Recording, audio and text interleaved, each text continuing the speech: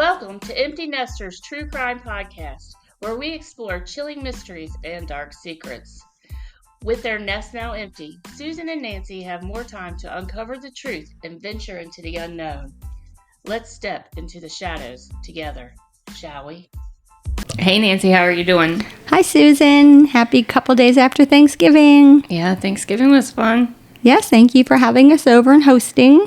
You're welcome. It was a good time. A lot of good food. Well, it's nice because you had a few families, so we got lots of good dishes. We sure did. And an assortment of deviled eggs. Yeah. I have to laugh because we brought 2 dishes. I made one and my husband made one.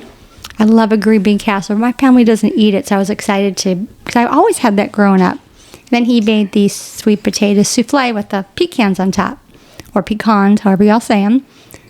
And he kept pointing out every time somebody said, "Ooh, who made the sweet potatoes?" And he'd say, nothing about them green beans, huh?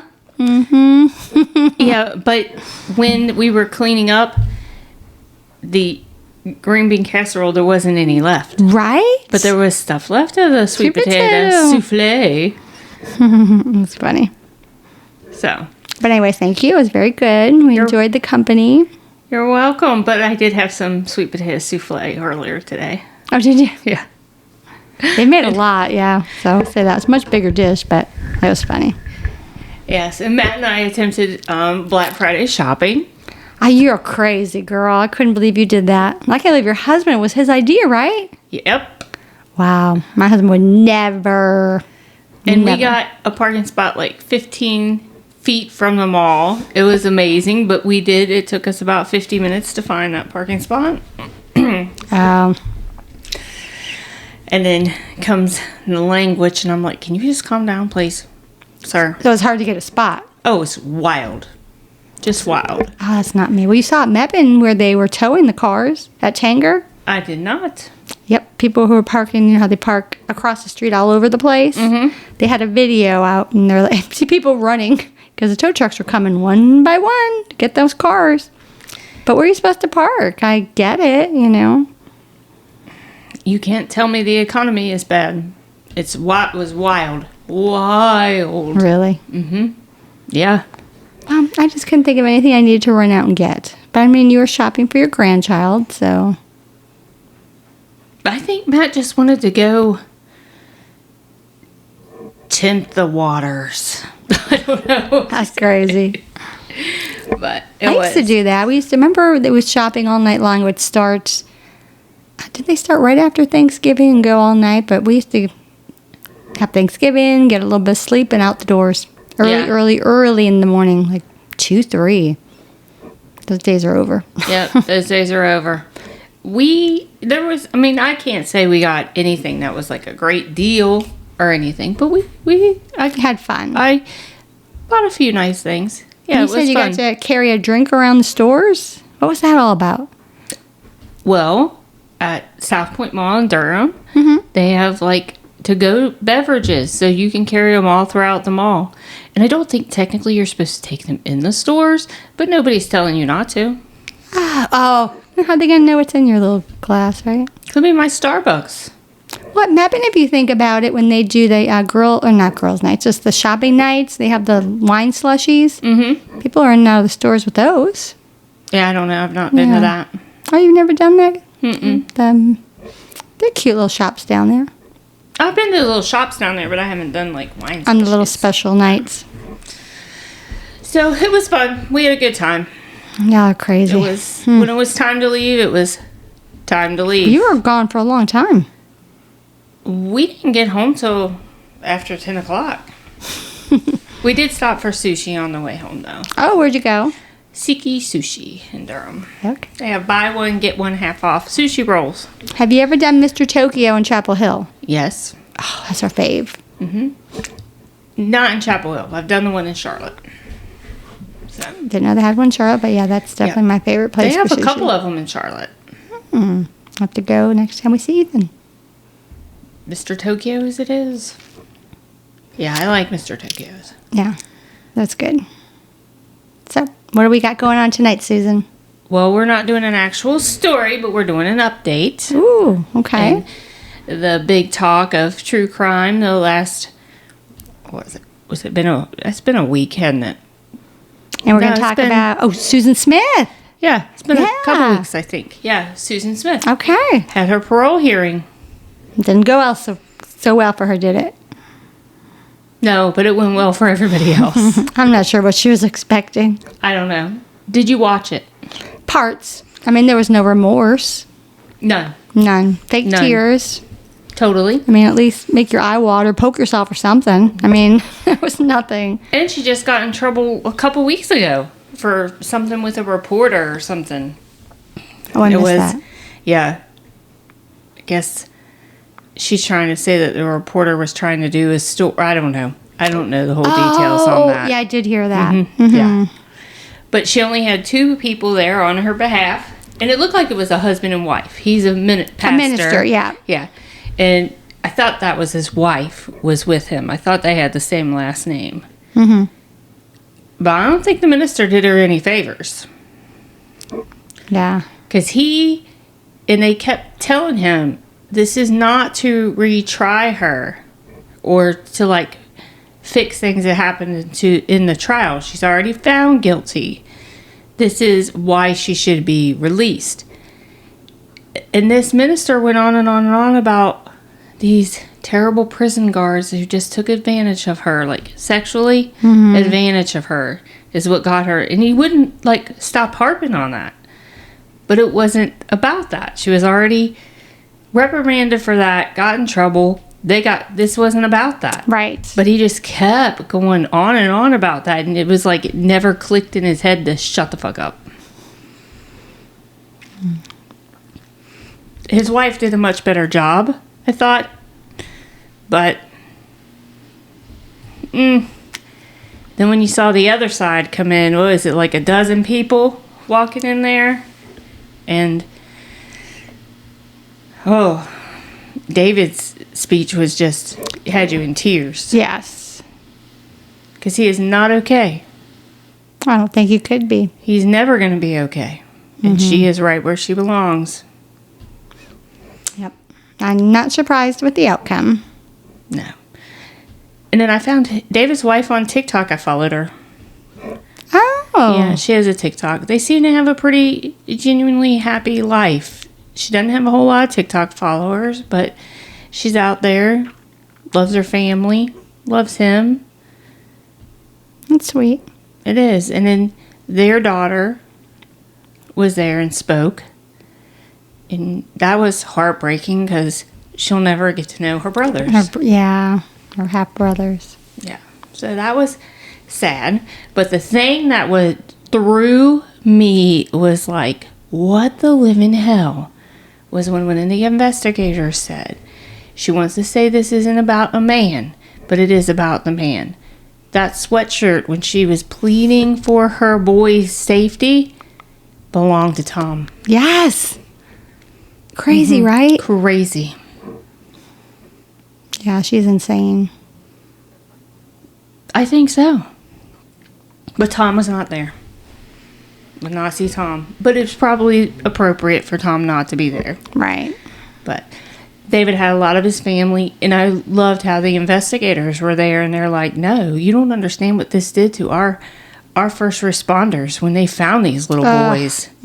They live with that every day for the rest of their life. Yeah. And honestly, it feels like those 30 years flew by. I know, it's hard to believe it's 30 years since then. I remember, we all remember this story, and, you bringing it back, it was a good reminder that some people, they're not going to be able to be rehabilitated. No, she's been doing drugs, having sex with prison guards, and who knows what the hell else. She's not reformed. And I don't think she'll be reformed in 2 years. Oh, that's right, too. Yeah, no. I don't think her lawyer did her any favors either, because he just went on and on and on. It's like, dude, stop talking.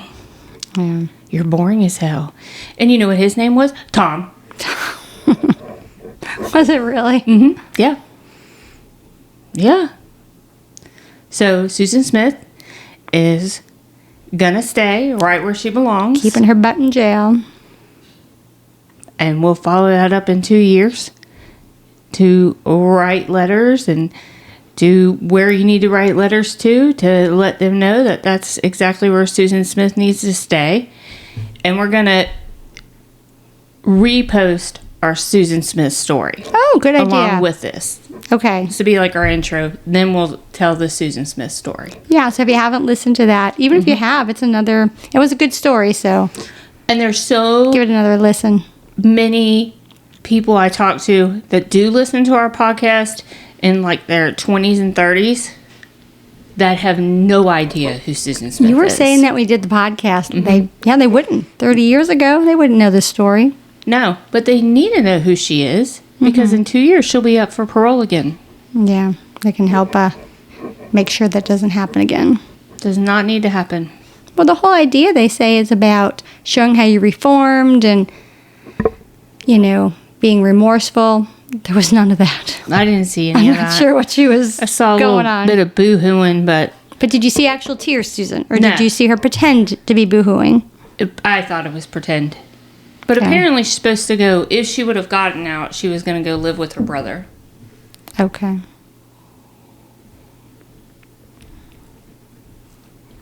But no one from her family was there. Yeah. They probably don't forgive her either.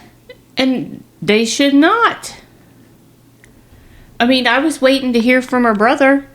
And now I did have to hop off for a couple minutes and then hop back on. But it was still the lawyer talking, so I don't know if the brother was in between there and I missed that part of it. But I don't think he Nobody's was coming there to her say behalf. much. No, and they shouldn't. Or to say if there was something in her past that led to this, I didn't know that it came out either, did it? No, and I don't think she had an easy path, but a lot of us didn't, but we don't murder our children. But they'll try to use that as sympathy. Right. Well, she don't have any sympathy from either one of us. No. That was horrible. I'm glad. I was shocked that she had a chance to get out, but that was shut down real quick. Oh, real quick. I think it lasted a full 20 minutes, maybe 30 if that. And it was like, and I thought we might have to wait for an answer, and it was like, Now, one whoever was on that board, a panel, I don't know if they're who they are, if judges or what. One of them recused himself, and I don't know what the reason for that was. yeah. But all the rest of them denied it. But we'll never find out what happened to that one. No, we might have to Google that and see what that means. That could mean a number of things. Yeah, I thought maybe they had some information that made them not seeing it fairly or something. Maybe they... I don't know. Yeah, that doesn't Maybe matter. they couldn't be fair. Yeah. But anyway, enjoy this episode. It is a repeat. We'll be back next week with an all-new episode. And it'll be a Susan episode because Nancy says she needs a break. No. Nancy's been busy making candles. Yes. We have Empty Nesters and True Crime candles. We'll have to post some of those on our social media. And if you would like to order some, just shoot us a message. They smell amazing. They burn long. And they burn clean. Yes, we of course tested these, and they burn nice and clean. So we did like a 8 and a 10 ounce. To begin with, yes. And I'm gonna say my house is 5 bedrooms, a pretty big house, and downstairs in the kitchen we keep it on the island. I could be upstairs, come out, and I'm like, I can smell it. Mm-hmm. So that was our whole thing with the candle venture, because we all get sick of buying candles that don't have any scent. Yes. And for those of you that listen to us that are local, we will be at Forgotten Ales. Forgotten Ales? Is that what they call it? Mm-hmm. Forgotten Ales? Or is it Forgotten Roads? I think you're right. Forgotten Roads Ale. I know I said that. It's a brewery in Graham, North Carolina. We will be there December 14th, 12 to 5. And we will be selling some candles. And we have some fun names for them. If you're into true crime, we did some fun names. But also, I was going to say, Susan, if anybody wanted to order one for a Christmas gift and they had something special they wanted to put on that label, we can customize those labels. We can customize your labels. Well, Nancy can customize your labels. She's in charge of labels. And apparently her husband's in charge of the science of making candles. Oh, it was all precise, Susan. We had to measure this exact to this and but that's how we get good candles. We didn't just guess. We have a formula. But yeah, so if you wanted to, have one for a special Christmas gift, and you wanted you can customize your own label if you want to say something special. Otherwise, we kind of use some fun true crime names. Yeah. So yeah, that's fun, exciting, something new. That's right. Come see us. Yeah, come 14th. See us, get some candles. Yeah, we can talk true crime. It'll be fun. It will be fun. All right, thanks, y'all. Thanks. Well, enjoy this episode. Thanks for joining us on Empty Nesters True Crime Podcast, where we've delved into chilling mysteries and dark secrets. With their nest now empty, Susan and Nancy will keep uncovering the truth and venturing into the unknown. Until next time, stay safe and step into the shadows with us again.